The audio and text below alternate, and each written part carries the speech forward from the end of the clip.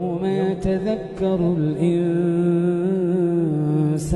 ما سعى وبرزت الجحيم لمن يرى فأما من